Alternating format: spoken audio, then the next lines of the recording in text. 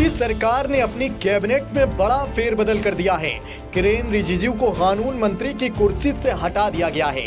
अब अर्जुन राम मेघवाल कानून मंत्रालय का पदभार संभालेंगे। किरेन रिजिजू को भू विज्ञान मंत्री बनाया गया है।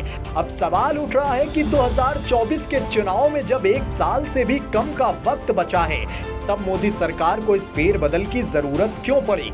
सवाल तो ये भी उठ रहे हैं कि कहीं ये किरेन रिजिजू का डिमोशन तो नहीं है। अरुणाचल प्रदेश से आने वाले किरेन रिजिजू की गिनती प्रधानमंत्री नरेंद्र मोदी के सबसे करीबी और भरोसेमंद लोगों में होती है।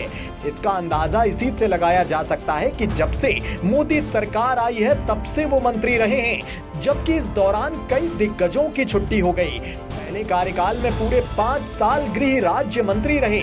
2019 में जब और बड़े बहुमत के साथ मोदी सरकार सत्ता में वापस आई तो रिजिजू को खेल मंत्रालय का स्वतंत्र प्रभार सौंप दिया गया। 2021 में रविशंकर प्रसाद की छुट्टी कर रिजिजू को कानून मंत्री का पद सौंपा गया।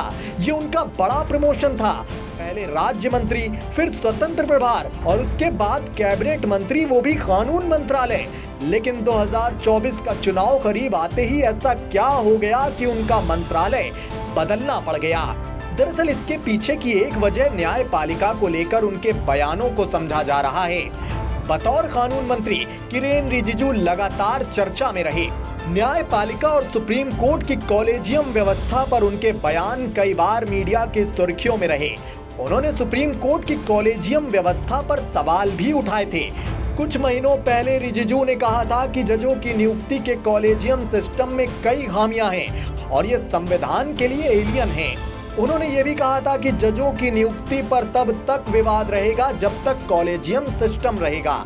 इतना ही नहीं, रिजिजू ने रिटायर्ड जजों को भारत विरोधी गिरोह का हिस्सा तक बता दिया था।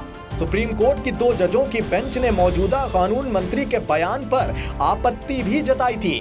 कहा जा रहा है कि इस तरह न्यायपालिका से खुले टकराव ने प्रधानमंत्री को नाराज कर दिया। खबर यह भी है कि 1-1.5 महीने पहले ही उनसे कानून मंत्री की कुर्सी छीनने की तैयारी कर दी गई थी, लेकिन कर्नाटक चुनाव के नतीजों का इंतजार किया जा रहा था।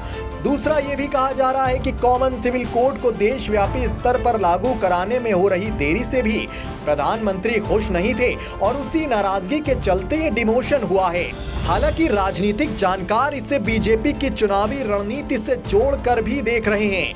अर्जुन राम मेघवाल को कानून मंत्री बनाने के पीछे राजस्थान चुनाव का गणित भी हो सकता है। राजस्थान में साल के अंत में चुनाव होने हैं। मेघवाल राजस्थान से ही आते हैं। अनुसूचित जाति से आने वाले मेघवाल 3 बार से बीकानेर से सांसद हैं। राजस्थान में 17.8% अनुसूचित आबादी है और विधानसभा की 200 में से 34 सीटें उनके लिए रिजर्व हैं। ऐसे में साफ सुथरी छवि वाले मेघवाल का प्रमोशन कर बीजेपी ने राजस्थान चुनाव में अनुसूचित जाति को साधने का बड़ा दांव चल दिया है।